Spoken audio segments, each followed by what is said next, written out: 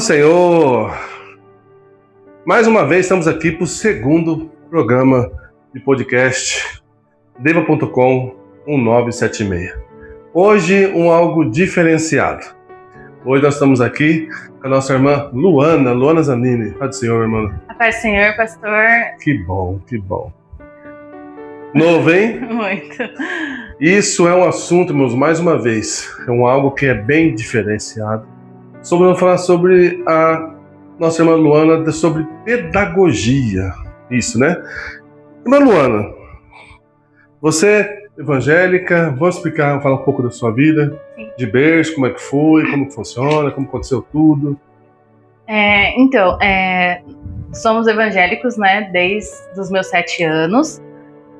Já são 25 anos, né, que estamos aí na igreja e sempre trabalhando com o departamento infantil, né, desde criança, sempre acompanhando a minha família. Então, acho que foi uma coisa mais natural, né, acabar caminhando para a pedagogia. Que bom. Eu falo assim, né, hoje eu falo assim, mas o segundo programa, primeiro foi a mãe dela, né, hoje ela com filha, mas por quê? Nós falamos do departamento infantil. E veio o caso de que a nossa irmã Luana veio se formar, né, em pedagogia. Ano passado, em dezembro, graças a Deus, após 4 anos, eu me formei como pedagoga. Pedagoga? Está continuando ainda alguma coisa? Está fazendo mais alguma coisa? Isso, esse ano agora eu estou fazendo a minha pós-graduação, eu estou fazendo em educação especial com ênfase em autismo e pretendo continuar fazendo uma outra especialização, que é na psicopedagogia, que é institucional e clínica. Que legal. Irmã Luana, pode-se dizer que a pedagoga é uma professora? É uma vertente, né? As pessoas, quando pensam na pedagogia, pensam, você vai se formar professora. Não necessariamente. A pedagogia, ela tem muitas áreas. Ela tem a pedagogia clássica, que é tradicional, que é dentro da escola. E, no caso, o pedagogo, ele atua entre a idade de 0 a 10 anos, né? Que é a idade ali do berçário até o 5º ano, né? Na escola. Mas também tem a pedagogia hospitalar, no caso, tem a empresarial e também tem a social. Também tem a pedagogia com jovens e adultos. Então, a gente tem uma gama muito grande dentro da pedagogia. Isso é uma romantização muito grande. Isso. E também tem a parte da gestão, também de escolas e tudo mais. Só que aí a gente tem, claro, que fazer as especializações. Entendi. Mas, assim, começa tudo com a pedagogia, né? Agora, me diz uma coisa, assim, você passou por esses 4 anos, ainda está estudando, mas o que levou, assim, você a decidir? Você foi assim, eu vou fazer pedagogia? Como foi? O que levou a isso? Isso. Como eu disse, a gente sempre trabalhou com o departamento infantil, sempre esteve ali no meio das crianças, mas eu sempre tive essa necessidade de ajudar as pessoas. Eu sempre achei isso uma coisa muito linda, muito benéfica. Foca no cristianismo também. Sim, né, também. Né? A gente vê a necessidade dentro da igreja, vê a situação e a gente acaba querendo sempre ajudar as pessoas. A minha primeira ideia não foi a pedagogia, foi para a área mais da saúde, no caso. Eu queria até fazer enfermagem, era uma das minhas primeiras opções. Só que quando eu acabei me formando, fazendo a escola e toda a minha situação ali, quando fui para fazer a faculdade, me veio a pedagogia. E quando a gente trabalha com crianças, eu não imaginava a parte da pedagogia. A gente só pensa em ajudar as pessoas. Mas quando eu fui ver o que era ser um pedagogo, o que era a pedagogia, aquilo me interessou muito. Então, a pedagogia veio nessa parte, no primeiro momento, em querer ajudar as pessoas. E aí eu vi na pedagogia uma forma de ajudar. Assim, juntando também o departamento infantil dentro da igreja. Você fala assim que não podemos dizer assim que a pedagogia secular, né, da nossa vida fora da igreja, ela é compatível, é diferenciada, como você pode explicar assim, da pedagogia secular, né, que é fora da igreja e dentro da igreja, desse movimento que você participa dos dois, na verdade, né? Sim, a pedagogia, ela é muito, muito útil dentro da igreja. Eu acho assim que todas as pessoas que se interessam pelo departamento infantil deveria fazer alguma especialização nessa área, não necessariamente o pedagogo, mas a gente tem vários cursos ali que a gente pode estar trabalhando com crianças. Mas a pedagogia, ela, tanto dentro da escola quanto dentro da igreja, ela, se você for ver, é a mesma coisa. Porque ela tem a intenção de quê? De ensinar.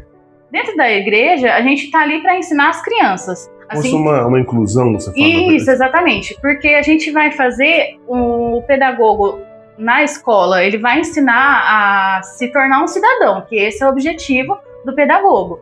É você ensinar aquela criança e tornar ele a ser um cidadão no futuro. Dentro da igreja, a gente tem o mesmo propósito, se a gente for pensar. Porque a gente está formando as crianças para se tornarem futuros cristãos dentro da igreja, que vai dar continuidade no nosso trabalho.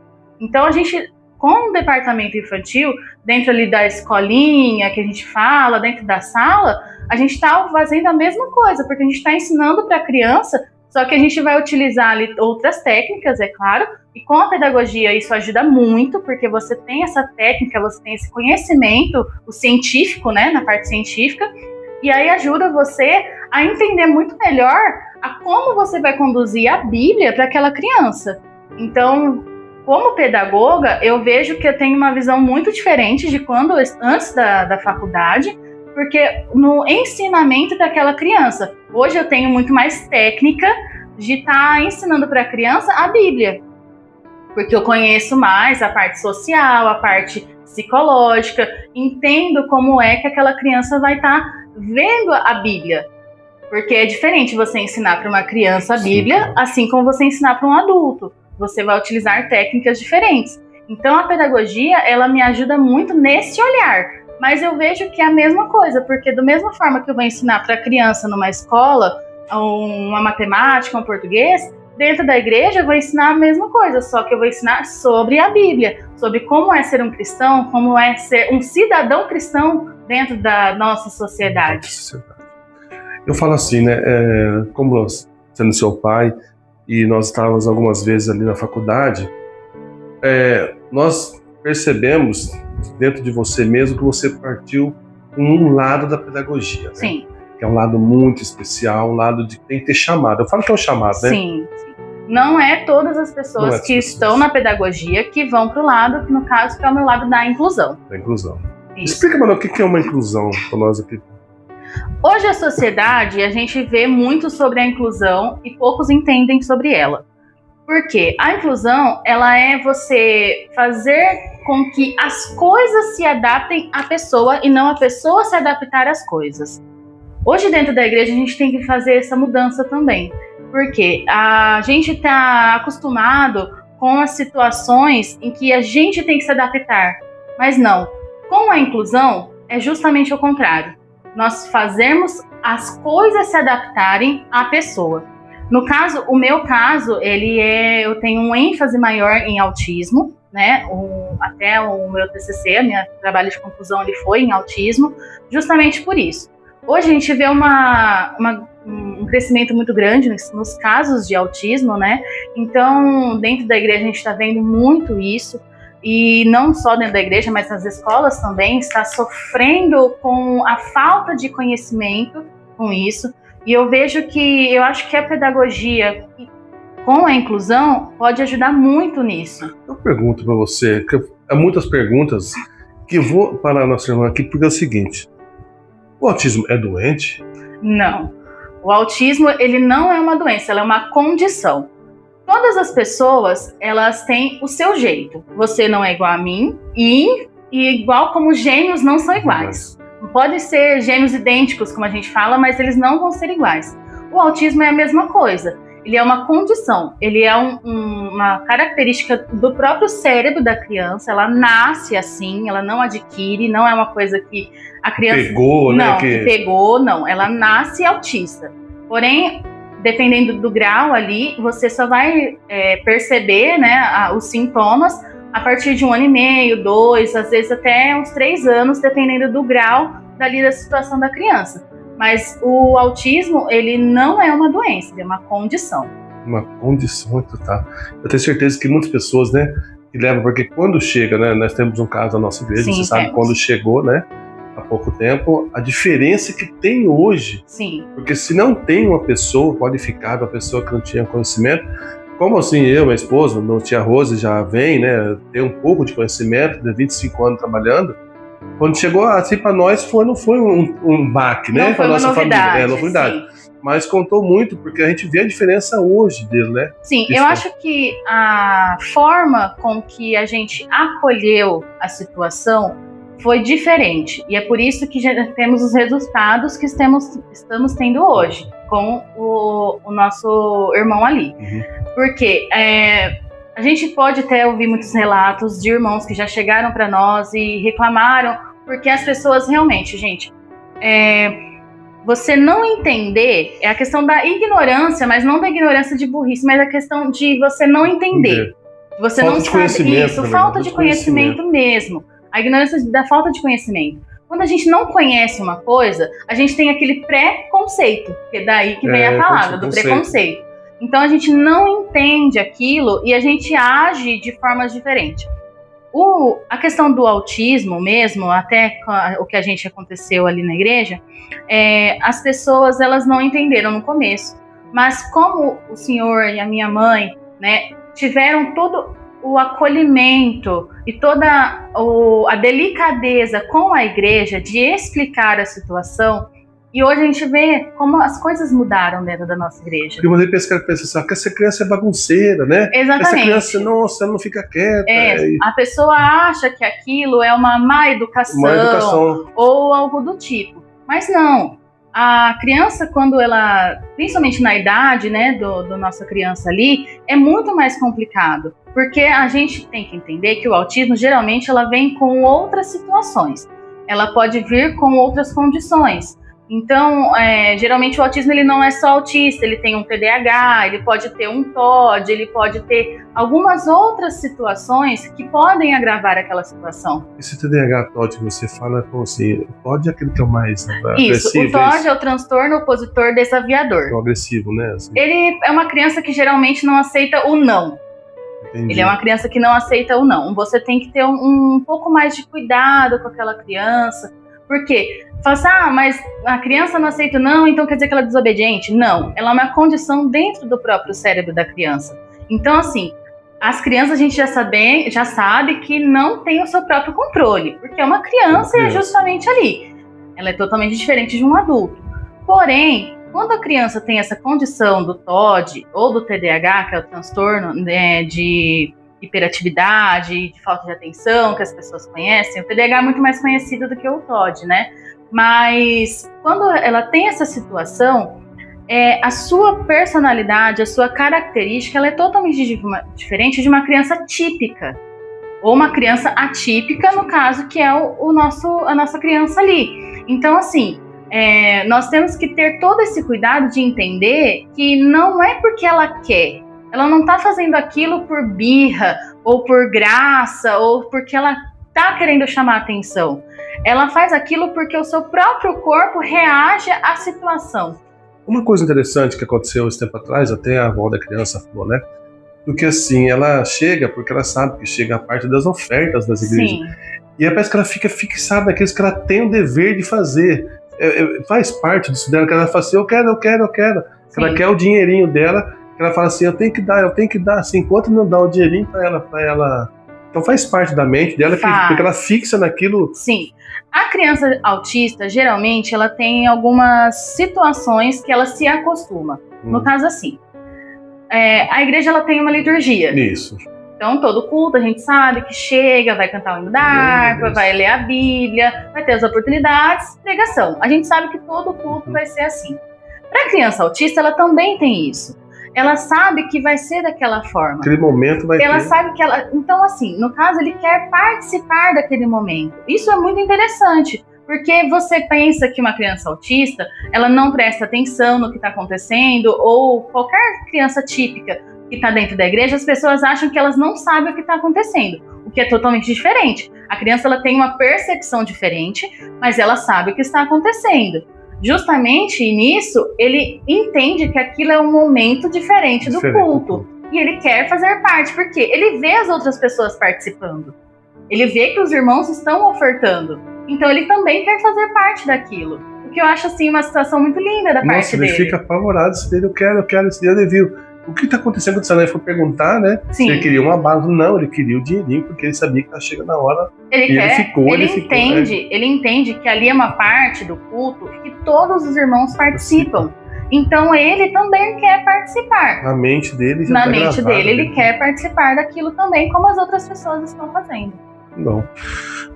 Ô, Luana, você fala da sua formação, eu estava lá no dia, né, quando foi sua apresentação, você levou algo que foi bem diferenciado, que você levou uns parabéns, e foi uma surpresa para todos nós lá, que foi sobre Libras. Você estudou sobre Libras, que tem uma participação que pode ajudar. Foi concretizado assim esse estudo? O que você pode dizer da época, mais ou menos? Você lembra alguma coisinha? No caso, o meu trabalho de conclusão de curso, né, ele foi a Libras como meio de comunicação para crianças autistas não verbais. O que acontece? Uma grande parcela, não todos, dos autistas, ele tem essa dificuldade na comunicação. Eu trabalhei com muitas crianças assim, que elas não são verbais, ou seja, elas não falam ou trocam poucas palavras. Nós temos vários estudos, né, com vários tipos de meios de comunicação para essas crianças. Porém, um estudo mais recente, que está sendo feito de 2020 para cá, 2019 mais ou menos, é bem recente, se for ver na ciência, é uma coisa muito recente. Esse meio de comunicação novo que está sendo utilizado. A Libras, ela é utilizada naturalmente pelos surdos para você poder fazer essa comunicação. Porém, está vendo-se que é muito benéfico para uma criança quando você utiliza a Libras com ela também. Porque uma das grandes dificuldades do autismo é justamente a comunicação. Como eu trabalhei 2 anos com uma criança autista que não é verbal, né, no caso, eu tinha uma grande dificuldade com ela, e foi daí que surgiu essa situação minha, da ideia do meu trabalho de conclusão, de eu não conseguir me comunicar com ela. Eu trabalhei com ela, dessa criança, dos 2 anos aos 4. Então, assim, foi muito tempo, eu consegui me comunicar com ele, mas as outras pessoas não. Porque eu já tinha desenvolvido um laço com ele. Geralmente, as crianças autistas, elas se apegam a uma pessoa. E aquela pessoa consegue compreender. Geralmente é mais uma pessoa da família. Você passa muito tempo com ela, então você consegue compreender quais são os desejos dela. Mas o intuito de um pedagogo, da pedagogia, é fazer com que a independência, a autonomia, assim como de um autista, você também quer dar autonomia para ele. Mas sem a comunicação hoje em dia, é quase impossível você ter autonomia. Porque se você vai em algum lugar, você precisa se comunicar de alguma forma. A Libras, ela é justamente isso, para que a pessoa se comunique. Os surdos, né, no caso, né, eles utilizam a Libras justamente por causa disso. Quando a gente foi ver as pesquisas, viu-se que era benéfico para a criança que utilizasse a Libras para fazer essa comunicação. Isso fazia com que a criança tinha mais autonomia. Então, é uma parte que faz com que a criança possa desenvolver muito melhor, porque quando ela consegue transmitir aquilo que a gente está pensando, aquilo que a gente sente, você consegue ajudar aquela criança. Então, ela consegue ter autonomia para que quando ela possa crescer, se tornar um jovem, um adulto, ela consiga ter uma vida plena. E é esse o objetivo dentro da pedagogia e dentro da igreja, de qualquer lugar. Eu acho que você criar uma criança é justamente isso, você fazer ela ter autonomia na vida dela, para que quando ela cresça, ela possa ter uma vida plena. O que você pode dizer assim, no caso, eu falo, a nossa dúvida, fala sobre a mente, né, do autista. Você falou que trabalhou 2 anos com ele. Há quanto tempo você não vê ele? Mano, já. Eu acabei vendo ele esse ano, né? Ano passado, no caso, eu vi ele, né? A pergunta é essa, ele te reconheceu depois de um tempo? Sim, a gente ficou praticamente uns 6, 7 meses sem se ver. E eu sempre tive muito contato com a mãe dele, a gente conversa muito. E foi no aniversário dele, eu pedi pra ele pra visitar ele, a mãe dele ficou muito feliz que eu fui lá. E assim, num primeiro momento, foi uma coisa de uns 2 minutos ele de ficar me olhando. E aí naquele momento ele me olhou, ele ficou uns 2 minutos assim, e aí ele veio pro meu colo. Assim, eu chorei no momento, porque foi um momento assim muito importante, a família dele também foi muito importante, porque no caso desse autista em particular, a própria mãe dele falou pra mim, ele não é uma criança que toca, ele não gosta de toque, ele não gosta de abraços, o que é comum pros autistas, né? Então, assim, ele só deixa poucas pessoas abraçarem, beijarem, chegarem ter esse afeto mais perto. E no caso ela falou que era a mãe dele, o pai dele e uma das avós. E a outra pessoa fora ali da família, do núcleo familiar, que a única pessoa que ele deixava tocar e abraçar era eu. Então, assim, para você ver como que uma criança que tem essa condição, que é uma dificuldade para essa família. Parece que tem uma blindagem, né? Uma coisa muito reduzida. É uma dificuldade muito grande, porque, assim, nós temos uma criança na nossa família de 6 anos, certo? Ela é muito amorosa, a gente abraça e beija. Imagina você não ter esse contato com a sua criança dentro da sua casa. Isso já é uma situação complicada. Então, assim, para o pai e para a mãe ver aquela criança se comunicando com uma pessoa de fora, para eles é uma esperança. É uma situação que é uma alegria muito grande, sim. Uma conquista, né? Uma conquista. Então, assim, mesmo a gente ter ficado tanto tempo ali, uns 6 meses, 7 meses sem se ver, ele me reconheceu e ficou no meu colo por maior tempão, assim, me abraçou, ele me beijou. Então, assim, aquilo é uma forma de afeto dele. Mesmo que, assim, no caso, ele, que é uma criança um pouco mais... a gente fala agressivo, mas não é bem esse a situação. Entendi. Mas é porque quando ele entrava em crises, né? Ele... Temperamento mais... Isso, eu tenho um temperamento mais difícil, mais complicado. No caso, eu tenho cicatrizes de mordidas dele... ele me arranhou e tudo assim. Só que eu entendia que aquilo que ele estava passando não reflete o que ele é. A gente tem que entender que a criança, quando ela está em uma crise, não é aquilo, porque a mente da criança, ela está como se estivesse gritando perigo e socorro, e é aquela forma que ela reage. Só que todos os momentos em que ele não estava em crise, ele sempre me tratou com carinho, com afeto. Então aquilo assim, muitas das pessoas da escola que eu trabalhava, que viu quando ele teve as crises, via como ele me tratava, falava assim pra mim, como é que você aguenta? Por que você deixa de fazer essas coisas? Só que eu pensava assim, eu preferia que ele me machucasse do que ele se machucasse. Entendi. É uma situação assim que você São poucos que vão entender, na verdade. São poucos que vão entender. É uma entrega, na verdade, da sua posição. É uma entrega. Porque é isso que eu falo sobre os pedagogos. Não é todo pedagogo que vai querer a inclusão. Justamente por essas situações. Porque a gente vê dentro da igreja, a gente aprende a ter esse amor muito maior.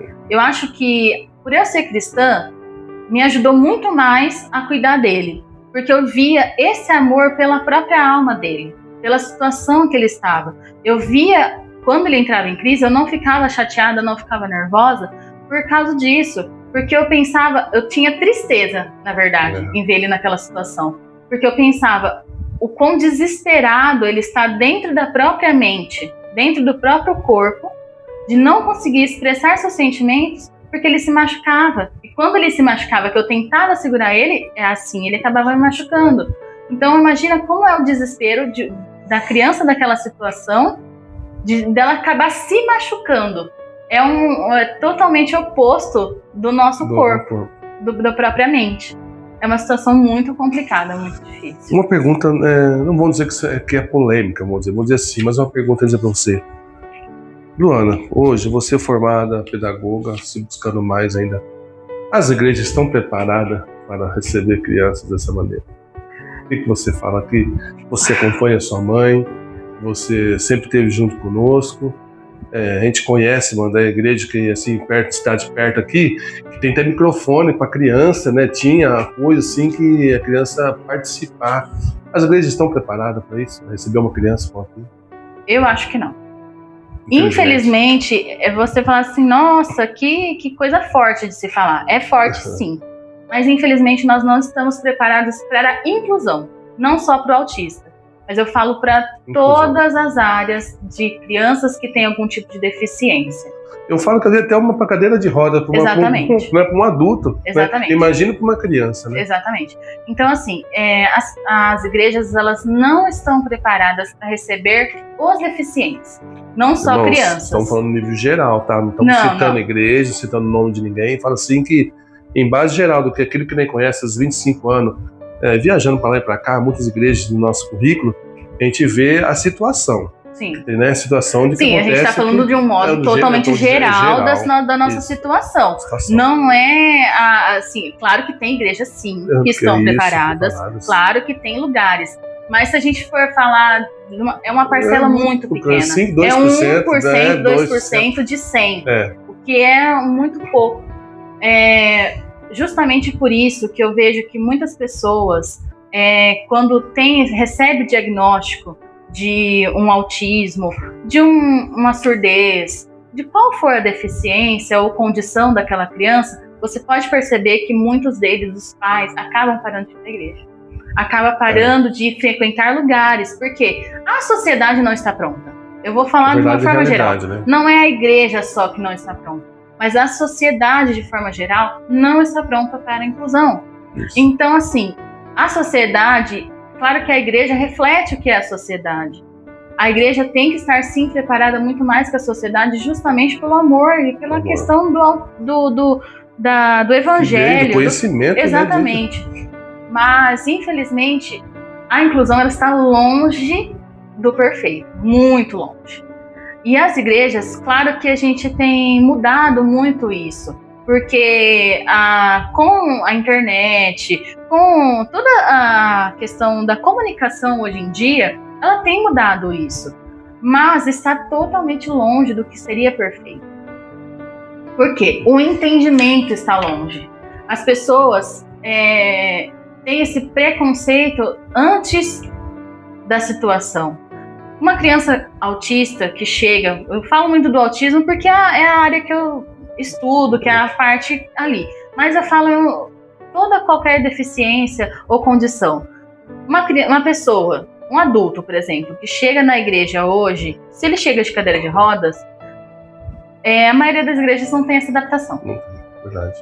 Então, assim,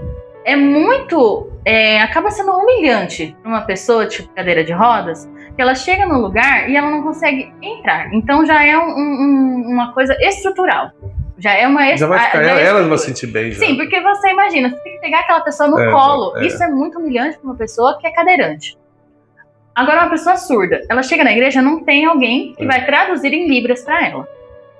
Imagina uma criança em defesa. Imagina, exatamente. Então, assim, se a gente pensar num adulto, já é difícil.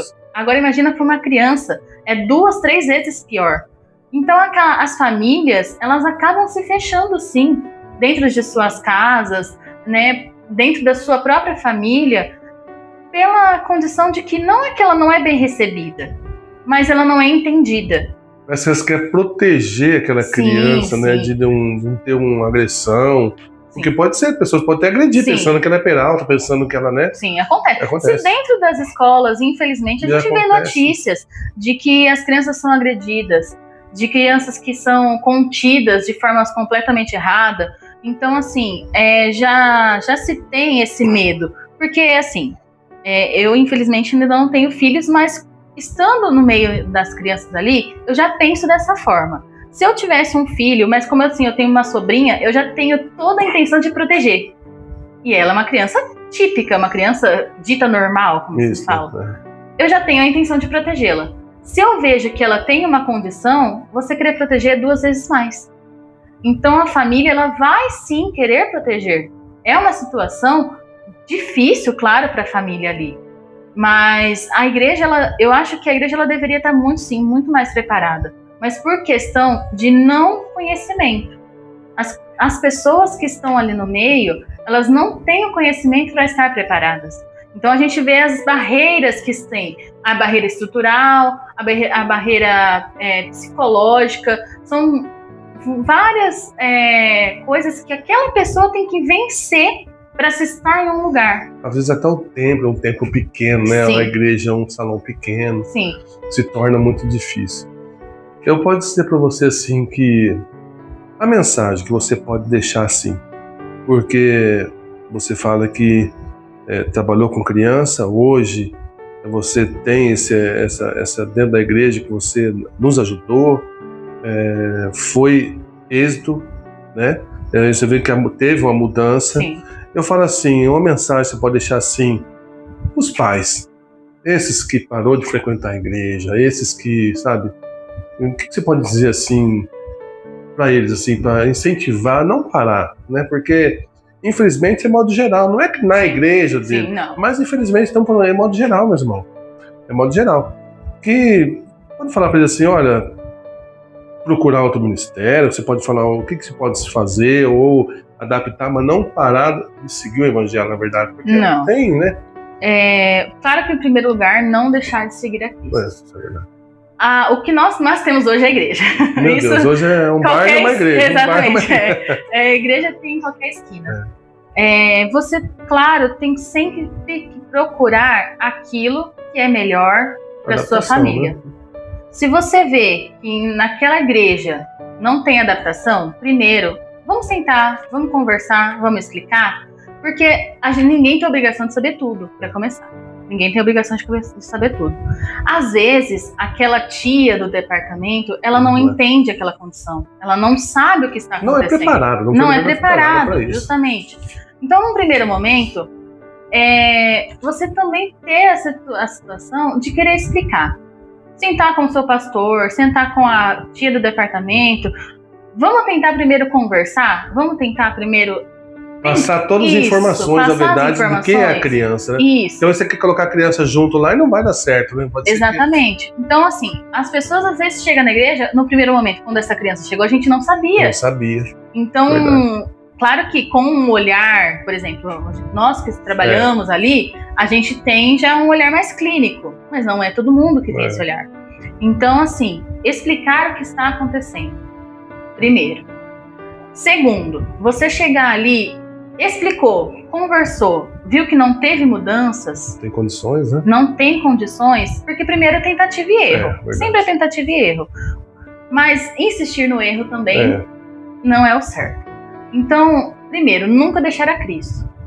Viu que aquele lugar que você está não está atendendo às suas necessidades, sempre vai ter algum lugar que vai atender. Sempre vai ter um lugar que vai ter esse cuidado, esse olhar. Fala que nem lembra daquela regrinha, né? Deus, família e igreja. Exatamente. Então, às vezes, nós estamos aí meio santarrões, né? Sim. Daqui não sai, que eu sei no ministério aqui, e o seu filho acaba sofrendo, né? Exatamente. Sofrendo porque não tem uma estrutura, não tem uma pessoa que tem conhecimento, e você está sofrendo junto com o seu filho. Sim. Então você acaba a família sofrendo, na verdade. Sim, a família toda sofre, com certeza. Quando a família recebe esse diagnóstico, não é um diagnóstico. Ninguém quer que o seu filho tenha uma condição. Ninguém quer que o seu filho tenha uma deficiência. Mas já que aconteceu, já que Deus o agraciou dessa forma, porque eu falo assim que nada acontece se Deus não permite. Se Deus permitiu que você tenha um filho com essa condição, se você tem um filho com uma deficiência, vamos criá-lo dentro da igreja, em primeiro lugar.